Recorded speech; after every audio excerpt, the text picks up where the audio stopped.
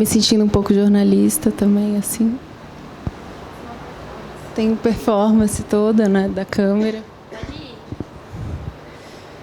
Bom, boas-vindas a quem está aqui presente e quem está em casa assistindo a gente no nosso canal do YouTube, da Livraria Gato Sem Rabo. Com acervo dedicado exclusivamente a livros escritos por mulheres, pessoas trans, travestis, não binárias. Essa livraria completa hoje 2 anos de existência aqui em São Paulo e de resistência. A sala de palmas.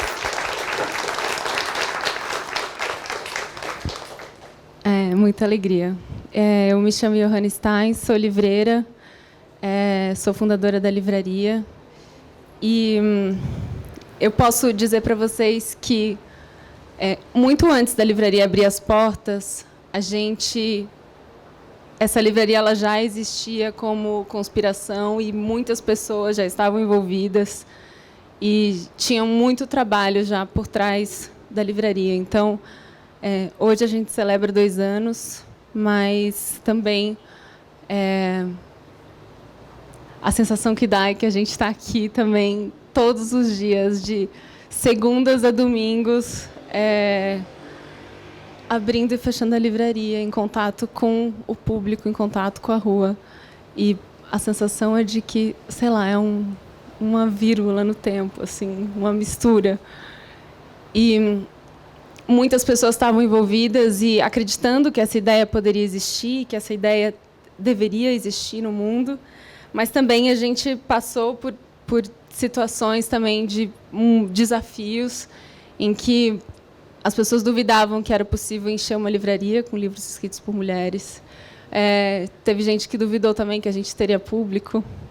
Então, assim, esse espaço é um espaço...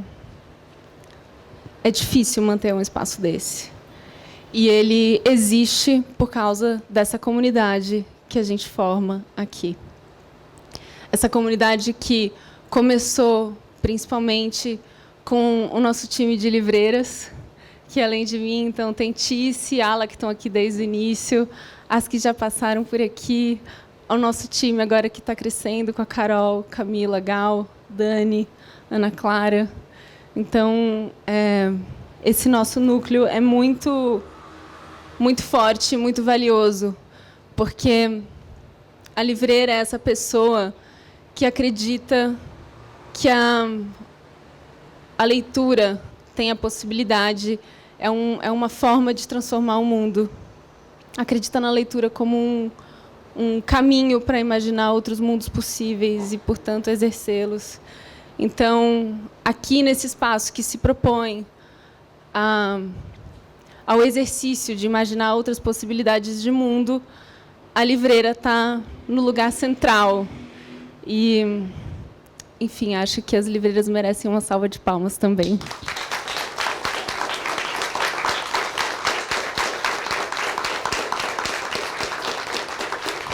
E a nossa equipe é enxuta, mas a gente não está sozinha, né? A gente veio aqui hoje, nossas amigas maravilhosas, estamos juntas. Esse corpo, ele nos fortalece, nos dá musculatura e energia para a gente olhar para o futuro, para planejar ações.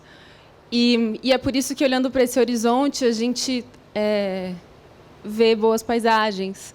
A gente tem, agora, com cada vez mais força, a programação do nosso circuito, que é uma programação que acontece toda quarta-feira à noite. Um espaço de reflexão, de fomento do pensamento crítico e um espaço que serve para a gente estabelecer essas trocas e se fortalecer. Nós já fizemos mais de 40 encontros com pesquisadoras, tradutoras, jornalistas, escritoras e convidadas especialistas. E hoje nós estamos aqui novamente, nos reunindo, seguindo a nossa missão, muito bem acompanhadas ao lado da Carolina Cassati e da Tatiana Nascimento. Uma salva de palmas para as duas também, que hoje a gente está celebrando muito. A Maria Carolina Cassati é professora, escritora e doutoranda no programa de pós-graduação em Mudança Social e Participação Política da USP. Apaixonada pela palavra, idealizadora do Encruzilhinhas, um projeto de leitura e debate de textos sobre negritude, gênero, feminismos e militância. Sigam ela no Instagram. É mãe do Tum-Tum, fofo, filha da Efigênia, que está sempre aqui. É neta de Azélia e amiga de muitas, mas primeiramente do G7. Eu amo essa menção na sua biografia. E da Tatiana Nascimento, é brasiliense, cantora, compositora, escritora, tradutora. Inventa de poemas a livros artesanais, passando por experimentação audiovisual. Tem 12 livros autorais publicados, 4 traduzidos. Audre Lorde, Glória Anzaldúa, René Gladman. E editou mais de 50 títulos de autoras negras e ou LGBT+, pela Padeia Editorial. Idealizou a primeira formação no Brasil sobre privilégio branco e o primeiro slam exclusivo para mulheres, o Slam das Minas do Distrito Federal. Criadora da Semilha, Feira de Publicadoras, e mãe da Irê.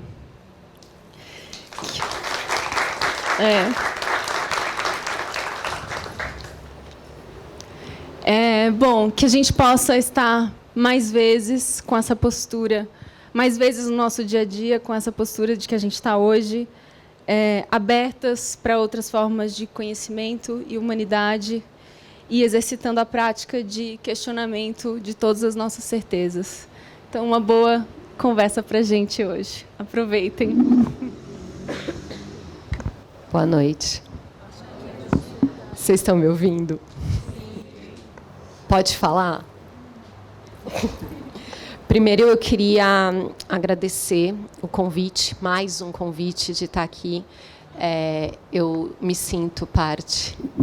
Gaters, também sou gata. Somos. E dizer que é uma honra poder participar dessa conversa, de mais essa conversa, para comemorar 2 anos dessa livraria que é tão importante, né? Não só porque nós estamos entre amigas, mas porque são muitas as que são tocadas por esse espaço. Então, que bom que a gente pode estar tocadas por esse espaço entre amigas. Acho que é perfeito, assim. Então, uma honra poder falar com Tatiana Nascimento. Eu estava até dizendo que eu não tenho nem roupa para isso, assim, mas vou tentar dar o meu melhor. Se eu chorar, se eu gaguejar, eu já peço desculpas desde já, porque eu sou muito fã dessa mulher. E, além de tudo, eu sou muito fã de Glória Anzaldúa. E esse livro é um xodó. E aí falar sobre ele é também mexer com outros afetos. Então, que bom que você está aqui para a gente poder conversar sobre esses afetos que nos afetam a todas. Eu vou seguir um pouco o nosso roteiro, porque eu estou bem tensa. Então, eu vou seguir, tá? Eu queria começar... eu acho que a gente podia... Porque eu sei que daqui a pouco a gente vai ler nosso trecho predileto. E o meu trecho predileto, todo mundo já sabe qual é, porque toda vez eu posto e falo dele o tempo todo. Mas o meu trecho predileto é justamente que ela faz referência a um teto todo seu. Então, acho que a gente podia falar dele quando a gente for ler, assim, fazer essa referência quando a gente for ler. E eu queria que você conversasse falando sobre isso, assim, um pouco sobre a escrita da Glória, né, Anzaldúa, e como todas essas características às quais ela se define, né, em ser uma mulher de cor, marrom, ticana, lésbica, na verdade, né, insiste em sapatão. Como que é isso, assim? Como que essas características todas influenciam ou vice-versa na escrita da Glória?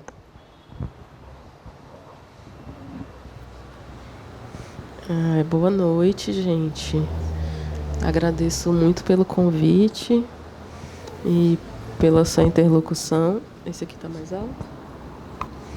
Hoje minha voz está cansada. Vou falar mais pertinho assim. Está sendo um dos primeiros trabalhos que eu faço publicamente. Pessoas que são mais próximas de mim assim sabem que eu sou muito, muito tímida. Então, eu estou me sentindo assim, um bicho acuado nesse momento. talvez isso me deixe um pouco com o pensamento mais lento, assim, né? Então, vou talvez reperguntar muito, tá? Não, então vamos aproveitar e só conversar. Tá. Porque eu também sou tímida, por incrível que pareça. Eu também estou bem acuada. Estava falando agora que estou bem tensa. Então, a gente esquece essas pessoas todas, esquece aquelas que estão ali do outro lado, e a gente bate papo nós duas. Eu acho que é melhor para nós duas. Viu? Não, eu queria só que você falasse isso, como que é essa escrita, falar um pouco da escrita da Glória Anzaldúa e como todas essas características com as quais ela se define influenciam na escrita dela. Eu acho que traduzir esse livro me ensinou a ler de novo Anzaldúa de uma forma mais atenta, assim. A primeira vez que eu tinha lido, e eu queria muito compartilhar isso com vocês hoje, eu tinha quase 20 anos a menos do que hoje, estou com 42, então acho que tinha 22 para 23 anos, e tinha me inscrito no vestibular para a Universidade de Brasília. Eu sou de Brasília, né?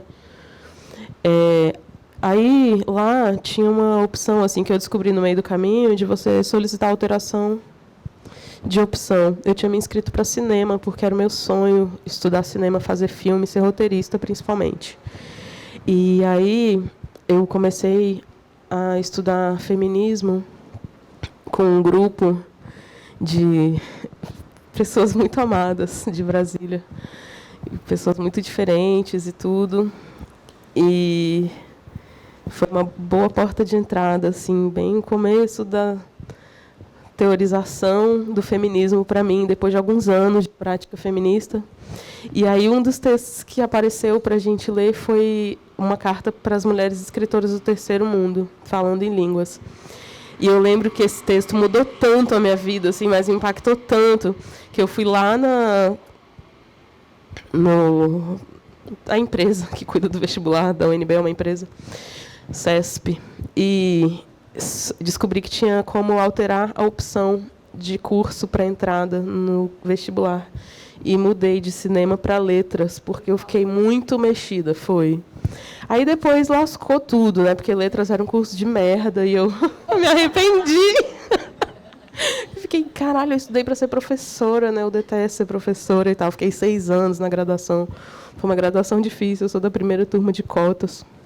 Mas o impacto que esse texto teve na minha vida, e que eu estou reavaliando agora, assim, por causa desse nosso encontro hoje, é repensar as escolhas que eu fiz por causa desse texto. E elas não são só escolhas profissionais, mas também tem a ver com ter conhecido pela obra da Anzaldúa e da Audre Lorde, que são obras que eu conheci junto, bem nesse momento assim de 2003, 2004.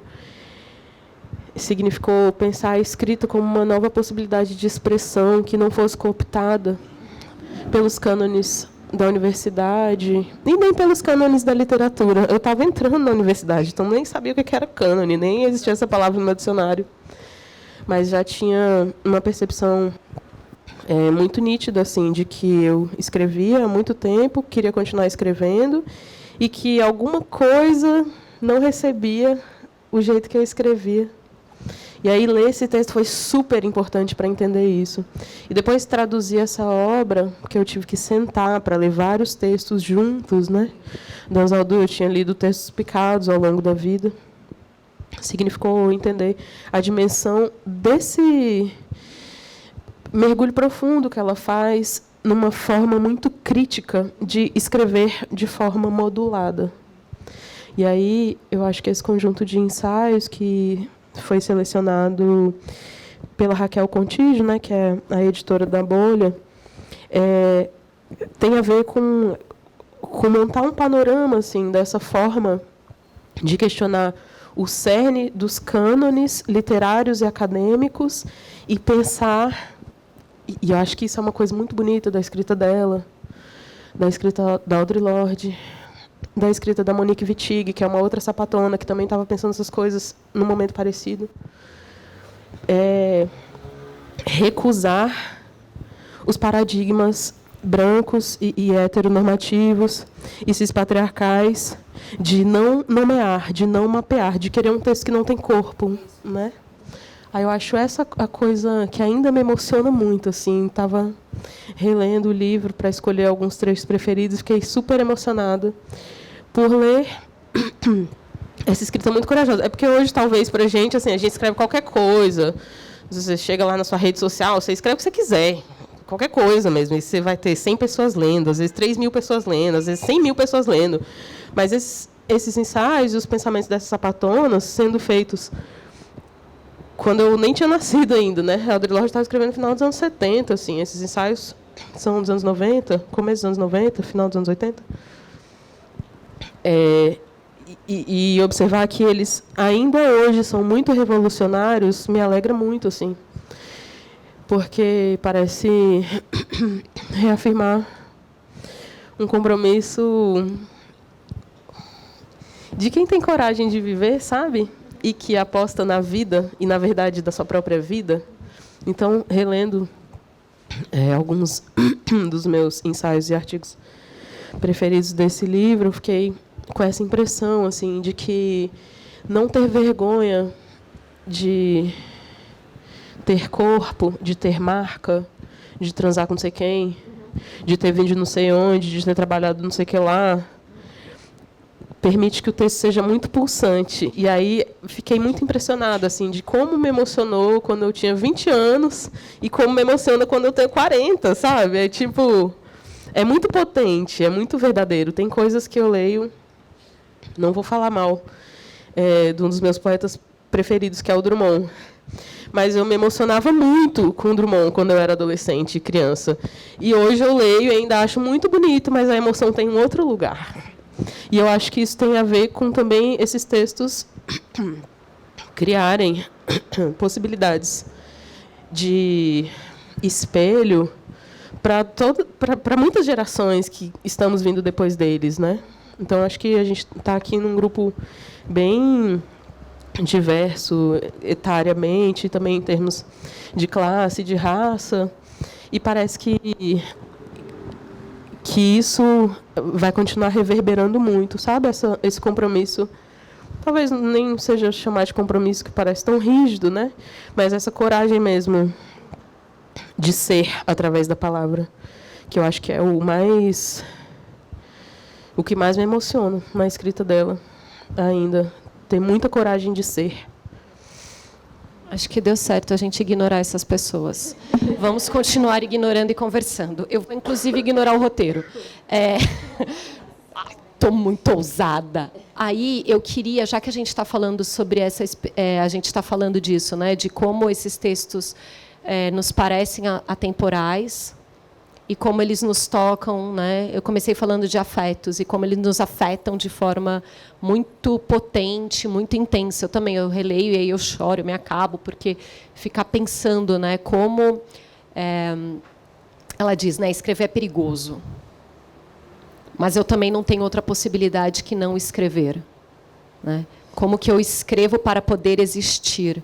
E aí eu queria que você falasse um pouco, já que a gente começou a tocar nesse assunto, sobre essa existência sapatão / fronteira, né? Essa existência que também que coloca esses afetos também no lugar de fronteira, não só, digamos, geopoliticamente, mas essa existência fronteiriça, né? Essa existência no limite, essa existência quase na encruzilhada, que é o que ela vai apresentando várias vezes. Eu queria que você falasse um pouco sobre isso.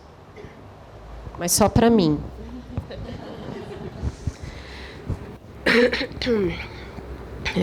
Te ouvindo falar isso, eu lembrei de novo da Monique Wittig. Pensando o pensamento hétero como determinação de modos de vida muito engessados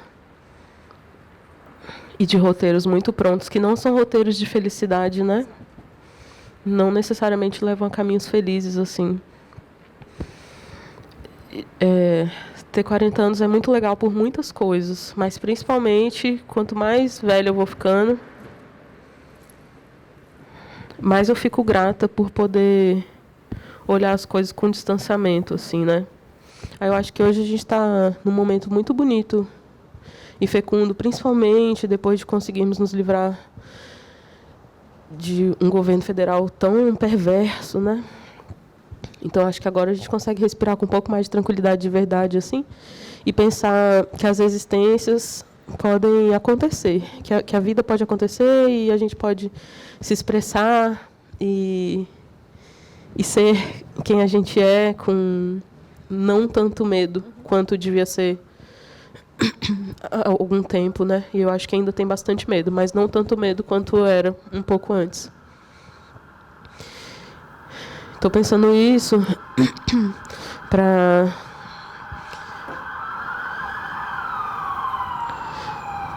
te responder que estar nas fronteiras do desejo, do afeto, que é o que a experiência Sapatão vive, né? Muitas experiências de afetos queer em geral, ou LGBTQI, como a gente for chamar, vai dizer respeito a isso. Viver nesses limites é perigoso, como algumas escritas, né?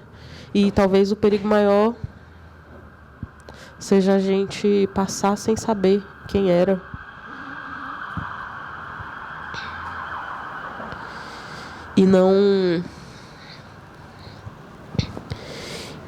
E nunca poder respirar dentro do nosso corpo com paz, com tranquilidade, com autoafirmação. O que eu fico pensando sobre os afetos que subvertem não só a lesbiandade, mas também, agora que eu sou mãe solo, me interessa muito pensar os afetos entre amigas, porque a experiência da maternidade solo tem muito pouco a ver com sexo e pegação e não sei o que lá, e tem muito a ver com ter amigas com quem você pode contar para fazer um chá quando você está com cólica, para levar um escalda-pés para você, e como esse afeto se torna muito precioso, assim.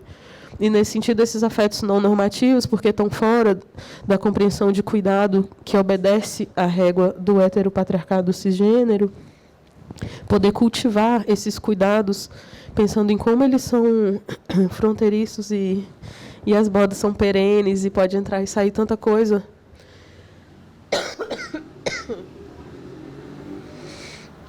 Me parece um exercício bonito de liberdade, sabe? E a gente ainda tem muito caminho para aprender a ser livre, porque a real é que a gente vive num Brasil super colonial, né?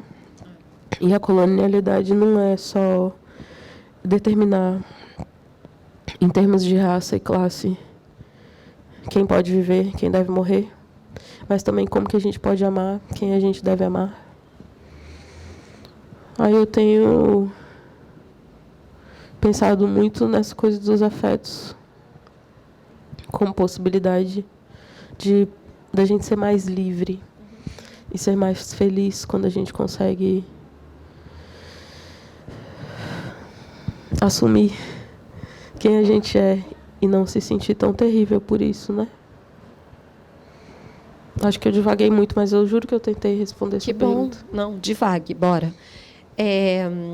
Eu só queria mencionar isso. Assim, acho que a Johanna estava brincando que ela gosta desse trecho da minha mini bio, que eu fiz questão agora de acrescentar e falar para todo mundo em todos os eventos, que é o que você está dizendo, né? A importância, e acho que a gente tem observado cada vez mais isso, a importância de amigas na nossa existência. No meu caso, se não fosse pelo G7, eu realmente não existia mais. Então, e agora, minhas novas amigas, que também sem elas eu não existia. Então, acho que, para além da maternidade solo, né? Porque eu também sou mãe, não sou mãe solo, mas não é a mesma coisa. Para a gente existir, a gente precisa de amigas, e que bom que a gente as tem. Né? E que a gente reconhece que elas estão aqui para fazer uma sopa, mas também reconhece para um dia eu estou cansada, eu vou tomar um vinho e encher a cara com elas. Né? Eu acho que é para isso, assim, acho que para todas essas questões. A gente está falando muito sapatão, né? Porque é um termo que ela usa e fala, bom, talvez vocês não entendam, então eu vou falar queer, vou falar outros, mas eu quero falar sapatão, porque é isso que eu sou. E aí eu queria te fazer uma pergunta mais técnica, assim, digamos, de como é que foi a escolha de que termos traduzir e de que termos não traduzir. Gostou dessa, né? Ela queria saber, ó.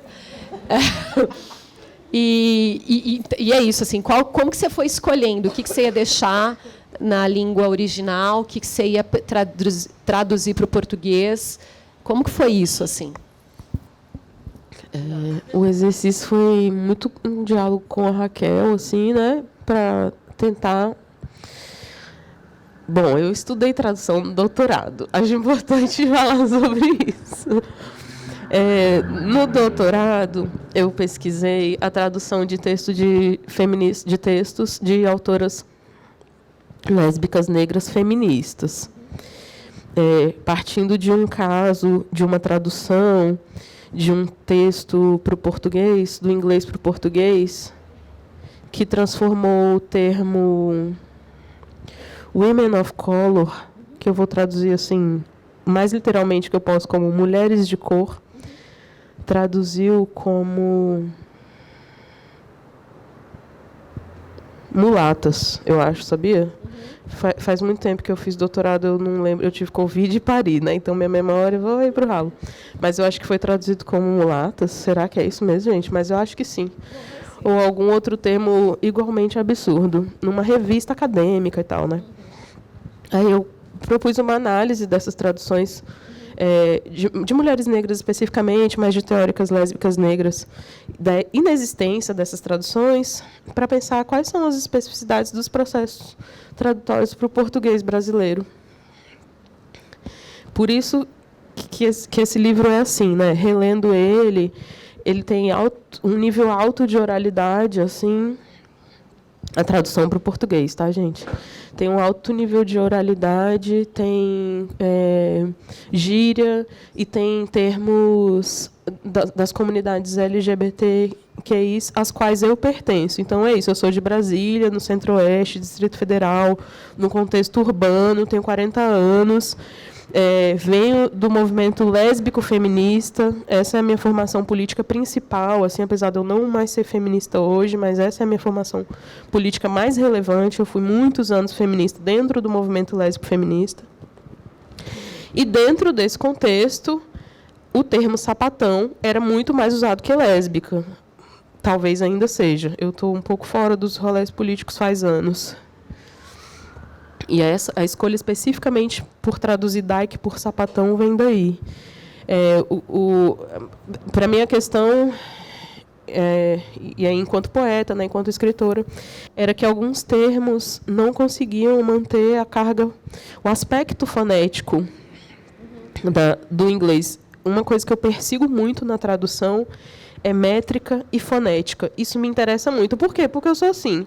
Não é metodológico, não tem uma teoria que explique. Eu gosto de pensar formalmente. Então, se o texto lá em inglês tinha 5 linhas, o meu tem 7 linhas, ou 3, para mim tem alguma coisa errada. Porque a forma também fala alguma coisa, né? Então, traduzir dyke, que é uma palavra rápida, explosiva, por sapatão, que tem uma outra cadência, não foi uma escolha simples, mas era o que dava para fazer. Não tinha outra palavra, eu não sabia outra palavra. Fancha não é do meu vocabulário. Vocês podem falar outras que eu não vou lembrar. Sandália, não sei o que lá. Qualquer palavra que a gente possa usar para dizer lésbico, sapatão ou fancha. Não eram as do meu vocabulário. A que me soava mais natural era sapatão. Essa é a explicativa da escolha desse termo, assim.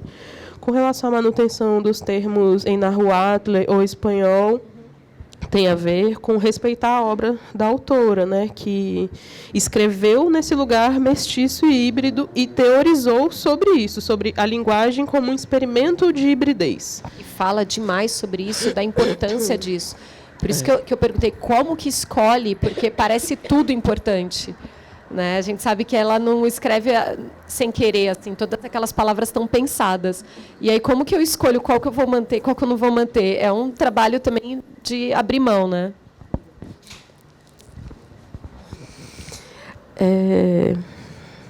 Bom, e aí, quando eu estava lá no doutorado, um pouquinho antes, quando eu estava na graduação ainda, antes de ir para o doutorado, conheci uma professora maravilhosa, Alice, que eu esqueci o sobrenome, que pesquisava a tradução de um jeito que eu nunca tinha ouvido ninguém falar antes. E ela falava assim, isso é teoria da tradução, um monte de teóricos e teóricas falam sobre isso, mas ela foi a primeira pessoa que eu ouvi falando. Tradução não é tornar as coisas a partir de um parâmetro de literal. Esqueça isso.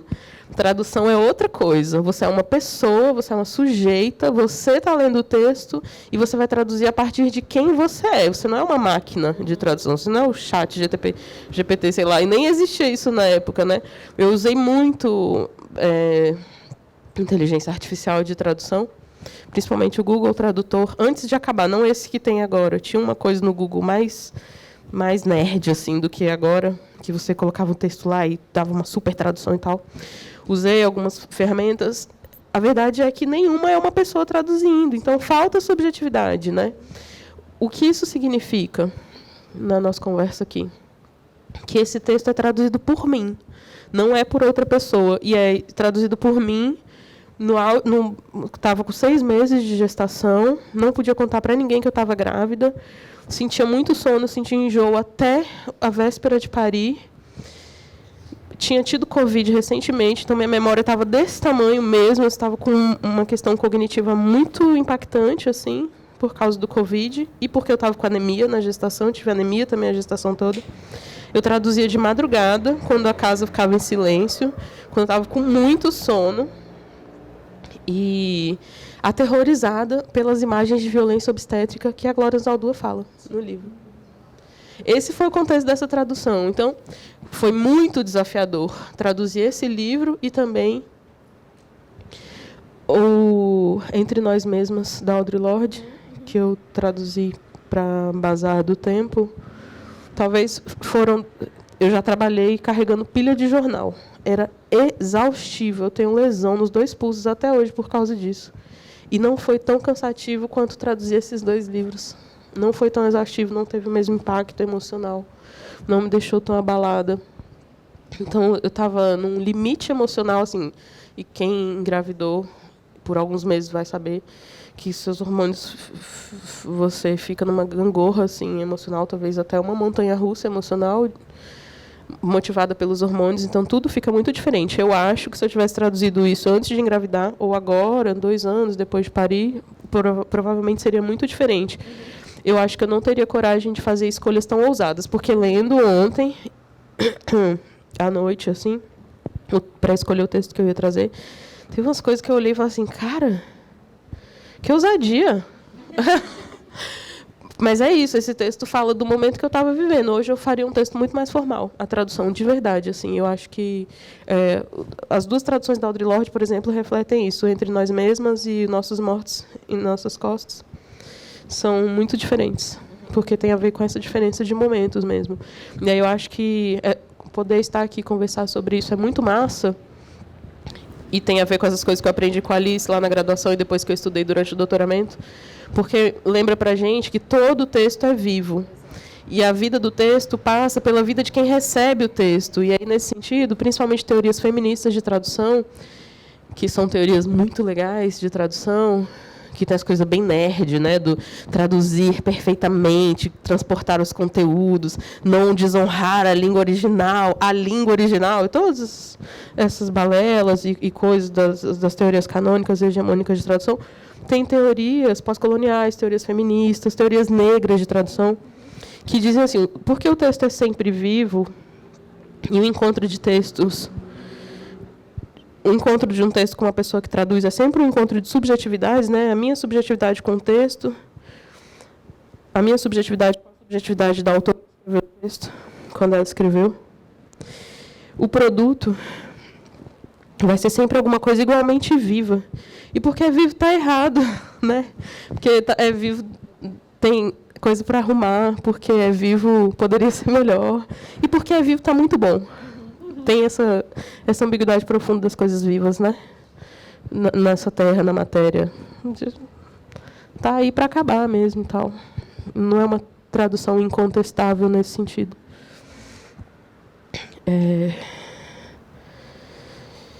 Acho que essa é a resposta mais honesta que eu posso dar, assim, com relação às escolhas. E que eu faria algumas diferentes hoje. Não em respeito ao texto, mas em consonância ao meu momento, sabe? Eu sei que eu optei por algumas ousadias, que é coisa de usar gíria, tá? O que eu digo é ousado, eu falei, nossa, por que eu usei essa gíria aqui, né? Podia ter usado uma palavra mais formal. Mas porque o texto da Glória Zaldúa tem espaço para isso, não necessariamente gírias, né? Uma pessoa bilíngue, falando 3 línguas, na real. Não sei mesmo se era gírias, mas me pareceu, e aí é por isso que saiu assim. E acho que poder conversar sobre isso e pensar que os textos não são eternos é muito importante também como forma de desmascarar a fortaleza da literatura canônica, né? Porque é uma literatura que se quer eterna, porque os seus sujeitos produtores acham que são eternos, né?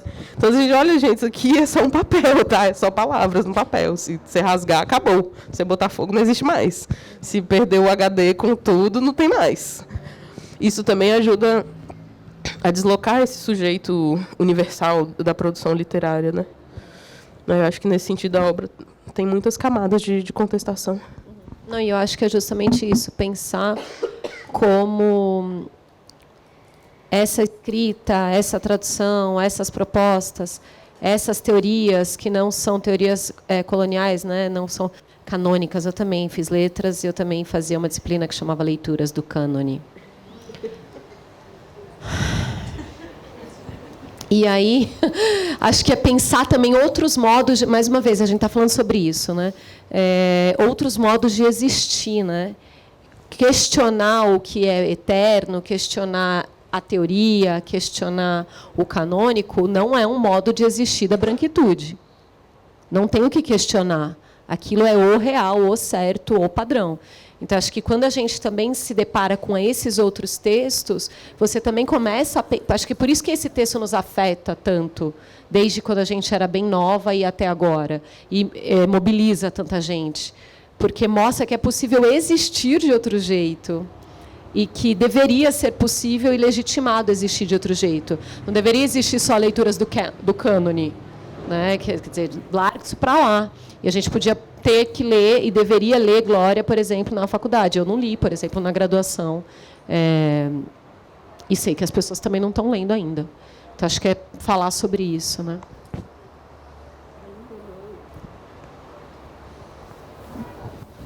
Ainda não. Tá.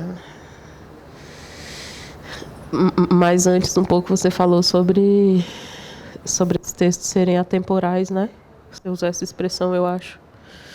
Aí eu fiquei assim, nossa, mas que saco que é atemporal, né? Porque significa que as coisas estão tão rígidas ainda. É por isso que, se já tivesse acabado tudo, gente, acabou a normatividade, acabou o patriarcado, acabou o racismo. O texto não ia mais ser emocionante, ia ser um texto legal e tal, um registro histórico importante. Mas não ia mais emocionar, né? Eu não vou ficar te usando ainda mais, eu queria conversar com você a noite inteira, como eu disse, só nós duas.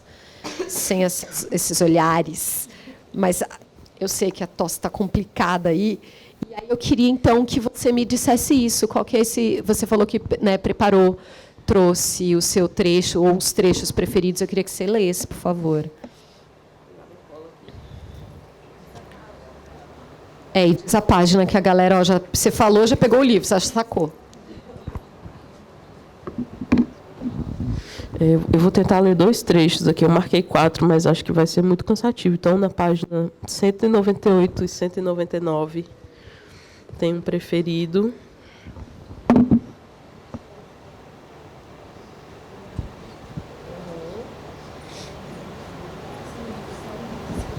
Consigo. Obrigada. Uhum. Você está no 198 já? Tô. Tá. Quero. Obrigada. Tá. Obrigada. Muito obrigada, gente. Amiga. Como mestiça, eu tenho muitas faces verdadeiras, dependendo do tipo de audiência ou área em que me encontro. Usando mestiça como um termo guarda-chuva, significa reconhecer que certos aspectos da identidade não desaparecem, não são assimilados, nem reprimidos, quando não estão evidentes. Identidade é um comboio mutante de componentes e uma atividade de formatos diversos. Para me referir a uma pessoa que está mudando identidades, eu uso Nagual e Nahuatl. Nagual é alguém que muda de forma, uma pessoa que muda de humana a animal. Nós seguimos mudando para fazer o trabalho que devemos fazer, para criar as identidades que precisamos, até viver nosso potencial.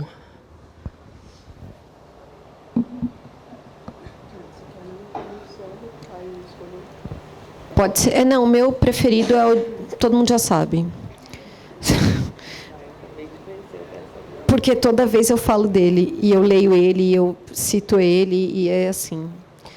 Já falei dele essa semana, a Carol já ouviu, vai ouvir de novo. Já ouviu essa semana. Meu trecho preferido está lá no começo, é na carta para mulheres do terceiro mundo, está na página 51, começa na 51. E aí ela diz, vou esperar elas chegarem na 51. Pode? Porque eu sou levada a escrever. Porque a escrita me salva dessa complacência que temo. Porque não tenho escolha. Porque preciso manter vivos o espírito de minha revolta e a mim mesma. Porque o mundo que crio na escrita compensa aquilo que o mundo real não me dá. Ao escrever, eu organizo o mundo, ponho nele uma alça em que posso me segurar. Eu escrevo porque a vida não satisfaz meus apetites e a minha fome.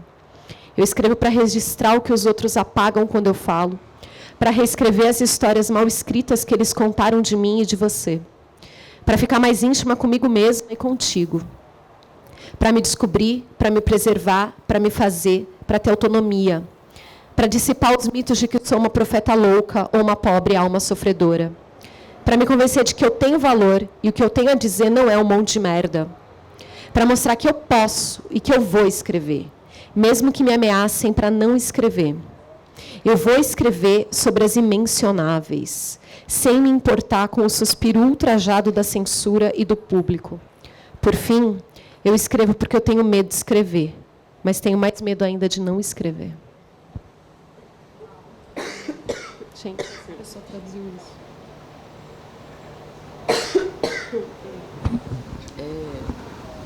Já tinha sido traduzido, né?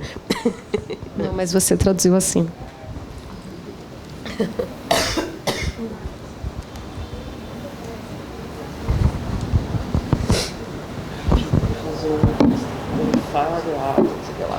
Vamos lá. Só estamos nós duas aqui conversando, então tá tudo certo.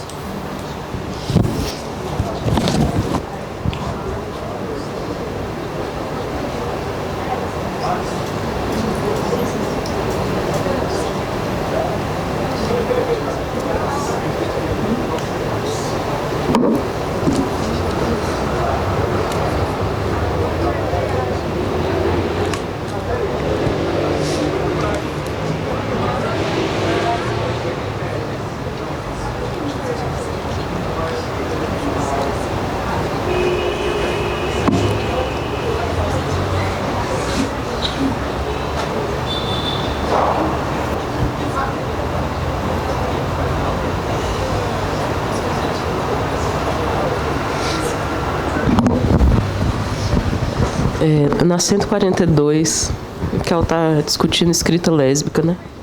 Uma mulher hétero, leitora de escritas dykes, provavelmente não entenderia muitas das minúcias relacionadas às sexualidades dykes ou experiências sexuais, a não ser, é óbvio, que ela tem um monte de amigas lésbicas, ou que ela seja enrustida, né? Eu podia ter colocado uma nota assim.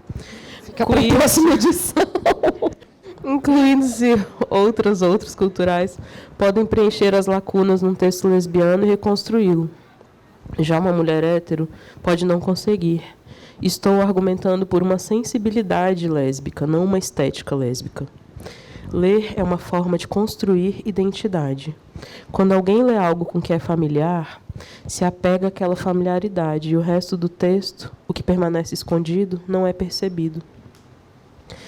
Mesmo que alguém perceba coisas que são muito diferentes de si mesma, aquela diferença é usada para formar identidade por negação. Eu não sou aquilo, eu sou diferente daquela personagem. Isso sou eu, aquilo é você. Mas leitoras têm uma atração ao que não é familiar, uma curiosidade. Por isso é que leitoras hétero leem literatura gay.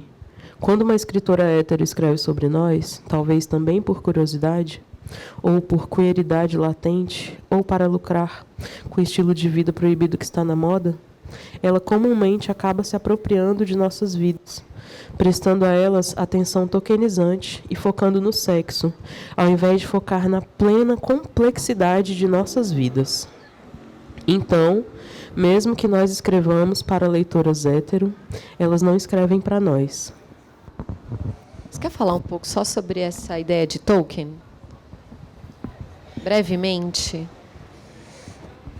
Talvez eu não consiga falar brevemente, né? Então, fala longamente. Eu tenho pesquisado há alguns anos poesia negra de autoria LGBT, lésbica, trans e ou bissex. E nessa pesquisa, o que mais tem me interessado,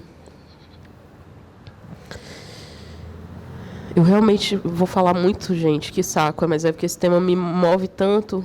Estou tentando buscar uns atalhos, assim. O que eu tenho buscado é saber de que forma que amor é escrito. Por exemplo, eu vou citar um poema da Cidinha da Silva que eu amo, que é Correnteza, que diz: quando ela quer com a força de uma queda d'água, irresistível, irrefreável. Eu estou bem esquecida, desculpem, gente. Correnteza, no vazio de sua água doce, mergulho, e um abismo com gosto de mel toma conta de tudo. Que eu esqueci um verso, eu sei, mas eu acho que é um dos poemas sapatônicos mais lindos já escritos, assim. Cidinha da Silva, vocês sabem, é uma prosadora, né? Não é uma poeta. E aí o que eu tenho feito nessa pesquisa é mapear, assim, de que forma que a gente tem escrito sobre nós, especialmente negritude e os nossos afetos queer. E porque não é tudo assim. A teoria literária e a crítica literária tradicional, associada à produção acadêmica, que estuda literatura negra, vem sendo forjada ao longo dos anos, desde os anos 90, principalmente na universidade, a partir do pensamento de duas pessoas brancas, uma do Sudeste e uma do Sul, que definiram a literatura negra como a dor, né? Assim como a literatura LGBT é definida como sexo. E algumas vezes duas coisas se cruzam, né? A literatura negra também vai ser o sexo, porque isso tem a ver com a hiper-heterossexualização das pessoas negras, e a literatura LGBT vai ser a dor, porque isso tem a ver com viver nesse mundo. Mas me parece que essas leituras, esse cânone, forjam uma lente assim, que não permite o texto em si ser compreendido naquilo que ele tem mais de maravilhoso. Assim. O texto literário é maravilhante. Ele não é um relato da vida comum. Você pode pegar um relato da vida comum e chamar de texto literário? Pode, óbvio. Você pode fazer qualquer coisa na literatura. Mas você pode fazer qualquer coisa. Então faz qualquer coisa. Ficcionaliza. Já que você pode ficcionalizar, ficcionaliza. A vida real já está aí, né? E aí, às vezes, esse cânone que é branco, né, que é sudestino e do sul, sulista, não consegue entender essas... Eu não acho que são sutilezas, né? Um texto que diz que no seu abismo eu mergulho, um vazio com gosto de mel toma conta de tudo. Essas referências... Como eu leio esse poema, assim, é um poema que está falando sobre Oxum, né? É o mel, é o rio, é a correnteza. E é um poema que está falando sobre amor.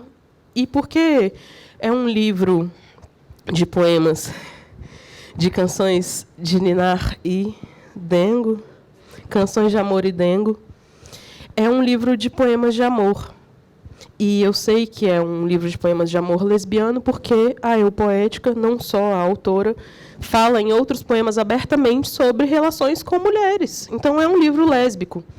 Para ler esse poema como um poema lésbico, tem que desativar essa lente que diz que essa literatura só sofre ou só faz sexo. Tem que entender como essa literatura chama amor.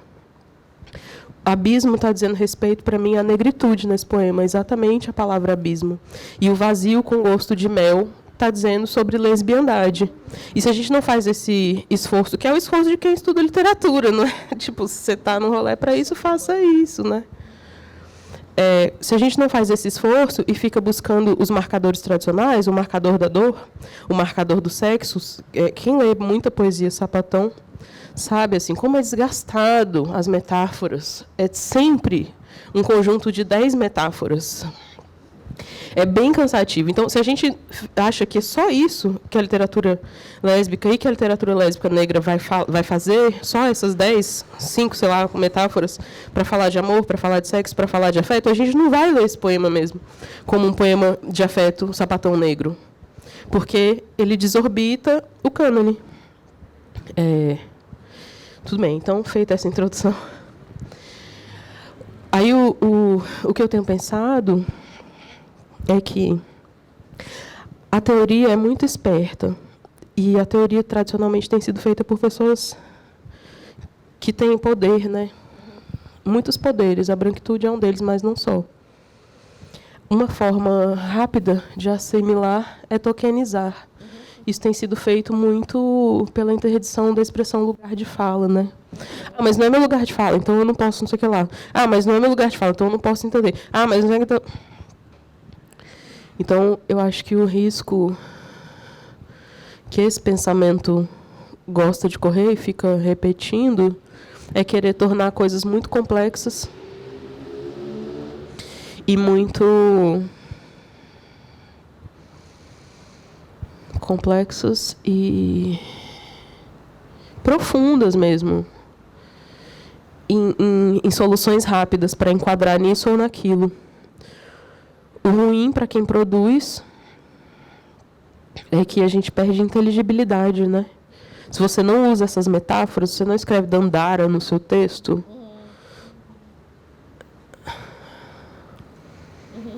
você corre o risco de não ser considerada uma autora de literatura negra mesmo. Isso é bem grave. Essas coisas parecem que são tão distantes, assim, porque quem está na universidade, gente, eu saí da universidade em 2000, sei lá o quê. Em 2010 eu me formei. Estou há muito tempo longe da universidade.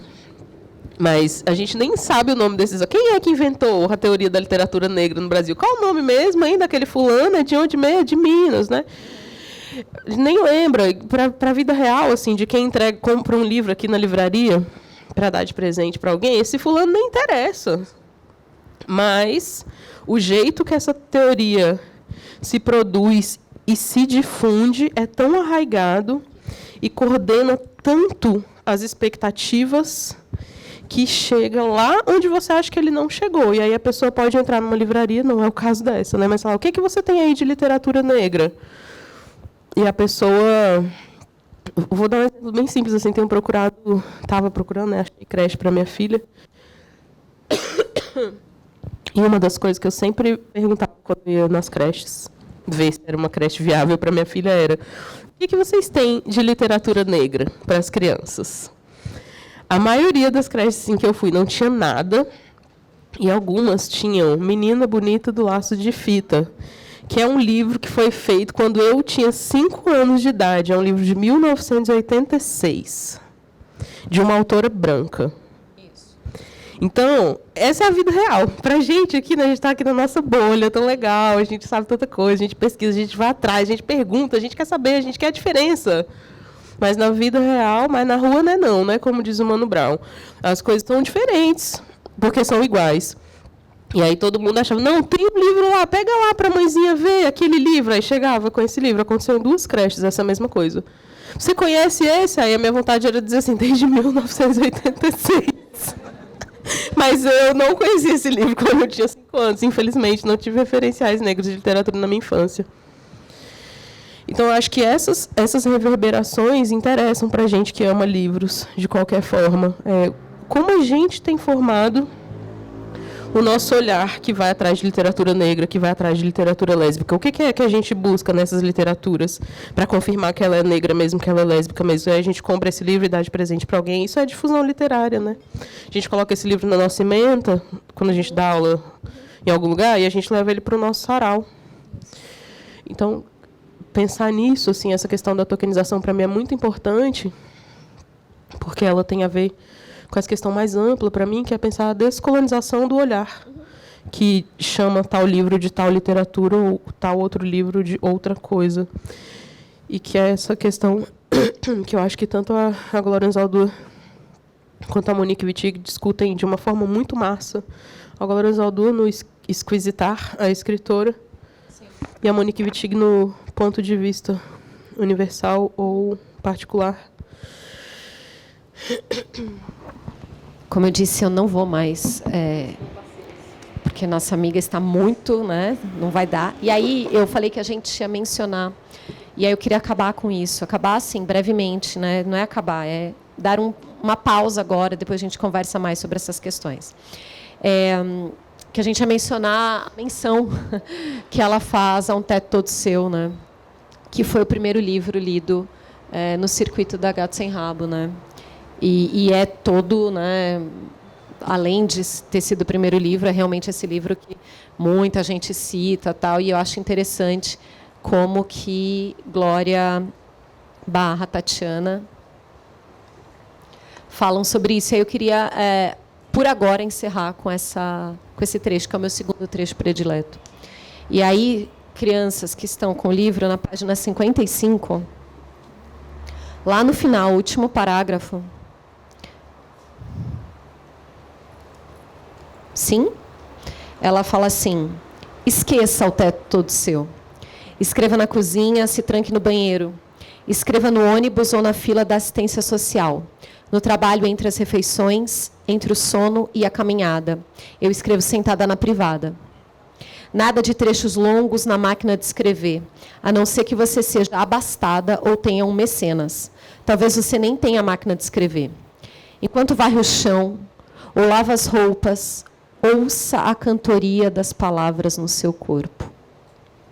Quando você está deprimida, nervosa, machucada. Quando a compaixão e o amor te dominam. Quando você não pode fazer nada além de escrever. Muito obrigada. Era sobre isso.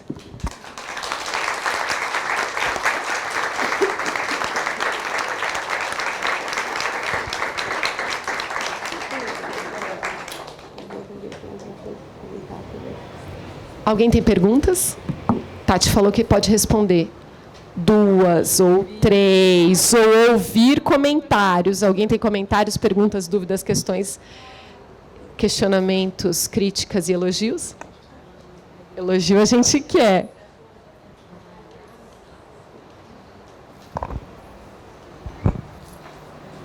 Oi, gente, boa noite. Eu sou a Carol Ferreira, eu sou a curadora responsável pelo circuito. Queria dizer que é uma cena muito linda ficar aqui no fundinho, observando vocês, todos e todas e todos, concentrados. Ouvir a Carol Cassati, que é uma super amiga, e também a Tatiana Nascimento, que é uma poeta que eu gosto muito, que foi a responsável pelas primeiras leituras que eu fiz de feministas negras, na época do blog. A gente queria aproveitar para agradecer a Bolha Editorial, que foi uma super parceira, desde o começo, assim, da ideia de fazer esse circuito, que tem um catálogo belíssimo, uma editora que é de resistência. A gente sabe como o mercado editorial é muito complexo no Brasil, e uma editora que se posiciona em escolher essas autoras para publicação, e que escolhe com muito cuidado e carinho, né, essas tradutoras também, né. Acho que aqui na Gata, eu sempre converso com a Johanna, a gente honra muito o trabalho das tradutoras, porque sem elas a gente não teria acesso a esse texto, e a gente sabe o tanto que é importante, né, ter essas pessoas críticas e atentas às escolhas das palavras, né. Então, é um trabalho de cocriação também literária. E aí, aproveitando que eu estou com o microfone na mão, né, vou aproveitar um momento muito egoísta com Tatiana Nascimento e Carol Cassati, para dizer um pouco sobre essa nossa escolha, né?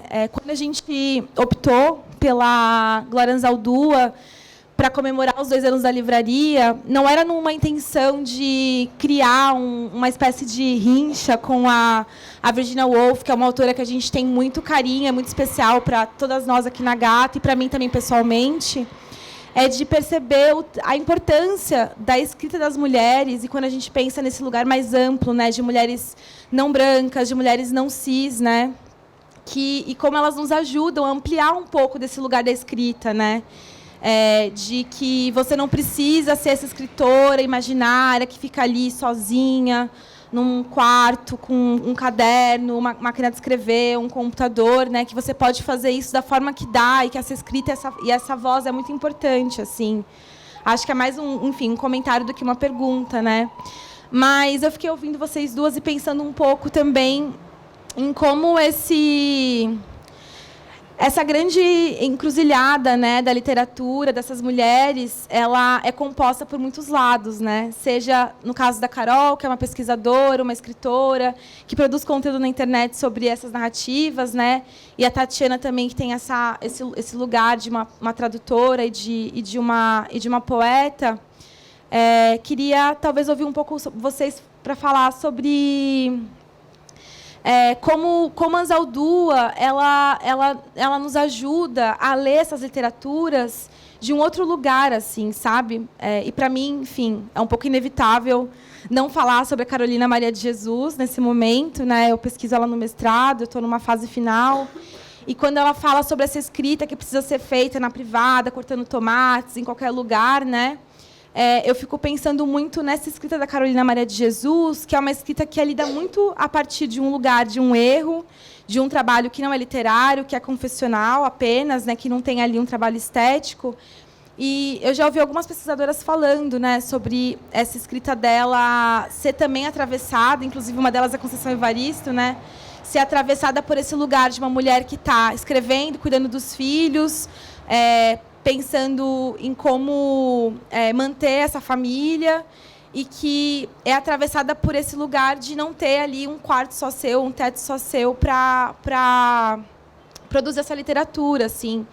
Então, a Tatiana trouxe isso na fala, né? Um diálogo da Anzaldúa com a Lorde e tal, mas talvez pensar um pouco como ler esses ensaios nos ajudam a ler outras autoras negras não brancas, né? Para sair desse lugar que a Tatiana já falou, né? De uma literatura que é sobre só dor ou só de uma forma muito sexualizada, assim. Ficou meio confuso, né? Um pouco emocionada, mas eu vou tentar falar sobre 4 coisas: sobre a bolha, sobre a rixa. A terceira coisa eu esqueci. E sobre o quarto de despejo. Eu vou começar com o quarto de despejo. Tem uma passagem que diz assim: a noite está tépida. O céu já está salpicado de estrelas. Eu, que sou exótica, gostaria de recortar um pedaço de céu para fazer um vestido. Para discordar de você, que é um testemunho esse livro, né? Eu acho que o que a crítica tem feito com o quarto de despejo ao longo dos anos é exatamente tentar enquadrar uma obra literária dentro do viés de que pessoas negras não produzem literatura. Por isso a disputa entre chamar esse livro de um diário ou um romance, né? Que é uma disputa acadêmica, inclusive, né? Tipo, e isso é um exemplo que essas pessoas que pesquisam isso falam. Ninguém diz que o Diário de Anne Frank não é um livro, né? Que é só um diário. Isso só é feito com a Carolina de Jesus. E eu acho que isso tem tudo a ver com essa discussão que a gente está fazendo aqui, de qual é o olhar que a gente vai destinar para as obras que a gente pesquisa. E outra coisa que não pode ser feita, que também é muito feita com ela, e que você deve saber melhor que eu, né, porque você está estudando ela no mestrado, eu só estudei brevemente na graduação, que eu fiz lá em 1890, lá em 2004. Pensar que é uma autora muito fecunda, com um conjunto amplo bibliográfico, e que ficou conhecida por um único livro, porque esse é o interesse da crítica e da teoria literária brasileira, que pessoas negras não sejamos autoras. Ser autora é isso. Você escreve, não interessa muito a condição. No fim das contas, o livro está pronto. Ninguém vai saber que eu estava grávida quando eu escrevi, quando eu traduzi isso aqui, porque só quem veio aqui me ouviu falar. Ninguém vai saber como que aconteceu não sei o que lá com a fulana. O livro está pronto e o livro é o livro. O livro fala por si, fala depois que a pessoa passa. A pessoa morreu e o livro vai estar lá. Por isso essas disputas são tão importantes da gente continuar fazendo. Assim, o Quarto de Despejo é um romance escrito por uma autora que é escritora e que morreu lutando por esse status, sendo contemporânea de uma outra que até o que escreveu para o jornal com pseudônimo é considerado literatura. Sinceramente, gente, eu acho isso, assim, se a branquitude precisa de explicação, como funciona o privilégio branco? Então, eu vou te contar um caso. Senta aqui para eu te contar a história da escritora Carolina de Jesus e da escritora Clarice Lispector. Eu achei que a Carolina de Jesus era uma favelada que escreveu um diário. Isso é um investimento da crítica branca racista brasileira. Então, acho que essas coisas mostram pra gente que o caminho é muito longo, né? Caralho, velho. Vai demorar muito, assim, porque é isso, gente. A gente está falando de uma obra escrita nos anos 60. e que até hoje tem o seu status literário disputado, a gente está em 2023, é bem grave isso, assim, né? Então, era Carolina, Richa e a Bolha. Eu vou falar da Bolha para não esquecer, que eu acho bem bonito mesmo o projeto editorial da Bolha, e a Raquel é uma pessoa tão propensa a repensar suas escolhas, que quando ela me convidou para traduzir a René Gladman, que inclusive é um livro que eu digo para todo mundo comprar, que é um livro muito bonito sobre lesbiandade negra, de uma perspectiva que ninguém espera. Não tem como explicar. É um conjunto de ensaios sobre lesbiandade negra. E é uma das coisas mais bonitas que eu já li. Por isso que eu traduzi, inclusive. Eu estava muito assim, não vou conseguir traduzir e tal. Aí a Raquel, cara, dá uma olhada nesse livro, acho que você vai gostar. É verdade, eu me apaixonei pelo livro. E aí ela perguntou assim, se você quiser traduzir alguma outra coisa, me fala, posso tentar comprar os direitos. Aí eu tinha um sonho de traduzir o livro que está bem ali, Um Mapa para a Porta do Não Retorno, Notas sobre Pertencimento, da Diane Brand. E eu falei para ela, eu quero traduzir esse livro, é meu sonho traduzir esse livro. Aí ela me deu o projeto e tal, mas eu já estava, tipo assim, é isso, no 3º trimestre da gravidez. E aí depois a minha filha nasceu e eu não tinha como traduzir, né? E aí ela ainda assim bancou o projeto, aceitou as indicações que eu fiz de Jess Oliveira e Floresta para tradução, e talvez esse seja um dos documentos mais importantes sobre a diáspora que a gente tem acesso hoje, assim, é esse livro. Pensar a diáspora negra com mais profundidade e sem o fatalismo de alguns teóricos, passa por ler esse livro, eu imagino. E isso tem a ver com esse esforço editorial da Raquel de não ter uma editora que só publica feministas lésbicas brancas. É muito importante dizer isso, porque a tradução no Brasil é isso, gente. Eu traduzo desde que eu tenho 19 anos. Comecei traduzindo Bell Hooks e Audre Lorde, porque não tinha nada no Brasil de teoria feminista que não fosse branca traduzido. É muito recente esse boom editorial com várias autoras negras sendo traduzidas para o Brasil. Pensar nisso me leva também a estabelecer um pensamento assim crítico sobre essa ideia que a gente tem de rixa. Não só a Anzaldúa critica O Teto Todo Seu, da Virginia Woolf, que é um documento importante para pensar a literatura de mulheres no século XX, mas está marcado por classe e raça. E é esse o convite que essas autoras têm feito o tempo todo. Assim, não dá para a gente continuar criando nomes achando que eles são eternos. Os nomes não são monolitos, eles vão ser rasurados. E aí, nesse sentido, não é uma rixa, né? Trazer teóricas que contestaram o modelo de pensamento da Virginia Woolf para a produção de romances. Eu li também Um Teto Todo Seu. Também achei muito legal na época que eu li e tal. Achei inventivo. Fiquei pirando lá. Nossa, é mesmo, né? A irmã do fulano que escreveu. Imagina, ela lavava só as cuecas dele, não sei o quê. Eu, às vezes, tinha que colocar as cuecas do meu irmão na máquina. E, sabe, essas coisas faziam diferença para mim. Só que é isso, assim. E aí eu acho que esse desafio... É tão engraçado isso para mim, gente, porque vou encerrar com o exemplo dos passarinhos, que eu amo tanto. Eu amo o voo dos pássaros, é uma das coisas que eu mais amo ver, fico filmando horas. Estava com muita saudade de morar numa casa com janela no quarto, que é o que eu tenho aqui em São Paulo, e não estava vivendo com isso lá em Brasília, para poder ficar deitada na cama vendo os pássaros e tal. É uma coisa que eu amo tanto, que a Irê aprendeu desde antes de falar. Ela já sabia deitar comigo na grama para ver os pássaros e apontar. Pois os pássaros... Primeiro que nem todos os pássaros voam, né? Tipo galinha da Angola, não voa. Só os que voam são pássaros. Tem isso também, nem todo pássaro é ave, não sei o que lá. Não, nem toda ave é pássaro, né? Todo pássaro é ave. E aí os pássaros, a gente morre de inveja do voo deles, não sei o que lá, acha lindo, emocionante, não sei o que. Os pássaros também aprendem a voar. E eu só aprendi isso porque eu tinha 2 vizinhas no primeiro andar, quando eu morava no segundo, que um filhotinho de sabiá da terra caiu na varanda delas. Na varanda não, caiu no chão, elas pegaram da palmeira que tinha ali na frente do prédio. E aí a cuidadora, provavelmente a mãe, ficava dando rasante na cabeça delas, assim, no primeiro andar. E elas achavam que a pássara estava tentando machucar elas. O que ela estava tentando fazer era ensinar para o filhote como voar para sair dali. Quando elas sacaram isso, uma mãe e 2 filhas, uma mãe solo e 2 filhas. Ela tinha 3 filhas, a mais velha morreu. Quando elas entenderam isso, elas inventaram um mecanismo que consistia numa corda com uma caixinha de sapato. Aí uma ficava lá embaixo, no térreo, e a outra lá na varanda deixava o passarinho ir, né, planando assim. Aí a que estava lá embaixo colocava ele na caixinha, a que estava lá em cima puxava. E ficaram fazendo isso vários dias, o passarinho aprendeu a voar. O passarinho, sabiá da terra, gente, nasceu com todo o equipamento necessário para voar. Não é que no avião que tem que fazer. Nasceu pronto. Saiu da sua comunidade de base, que é quem forma, a gente é formado por nossas comunidades. Desaprendeu, precisou da perspicácia de 3 humanas torpes, porque nós humanos somos pessoas muito torpes, a gente não sabe voar, gente. Pensar, caraca, como que a gente vai ajudar esse bicho aqui, velho do céu? Pegou uma caixa, uma corda, não sei o que lá. Até os pássaros aprendem a voar. Não é impressionante isso, gente? Então a gente também pode aprender um monte de coisa. Tomara. Principalmente, eu acho, a viver com as nossas diferenças de forma não bélica, que é o que essa história me ensina. Elas não colocaram um passarinho numa gaiola, não é isso a moral da história? Então, não é uma rixa, né? A gente poder fazer uma crítica aberta ao pensamento da Virginia Woolf por ter confinamentos de classe e raça próprios dela, uma mulher burguesa de sua época.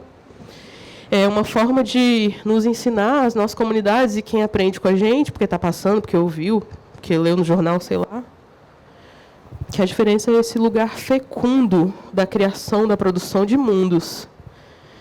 E que tudo está passível de melhorar. E a terceira coisa, eu realmente esqueci o que eu queria falar, mas eu acho que eu falei outras mais importantes. Aula. Muito obrigada.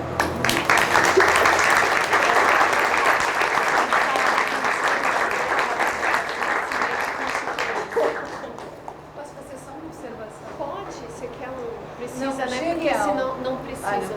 Por causa do povo Que está na gravação. Eu gostei muito, muito obrigada, mas particularmente eu achei genial uma coisa quando a gente fala de condição feminina, que você falou. Eu traduzi esse livro grávida e eu não sei se hoje eu faria igual. Eu acho que a gente fala muito de feminilidade e tal. Eu não acho que a maternidade é obrigação, não acho mesmo. Acabei sendo mãe no sufoco, assim, por uma decisão, mas é convicção. Nem toda mulher precisa ser mãe. Mas eu acho que um trabalho feito durante o período de gestação, a gente para depois e pergunta se faria de novo. Então, achei genial, tá? De tudo, mas é interessante que a gente possa falar sobre isso também.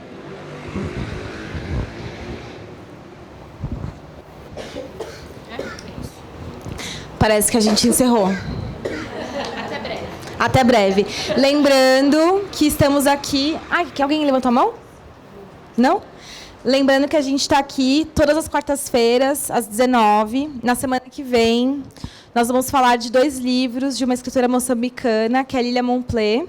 Teremos a presença da Cidinha da Silva e também da Marina Cândido, em parceria com a editora Funilaria. Então, apareçam, acompanhem a nossa programação. E muito obrigada, gente.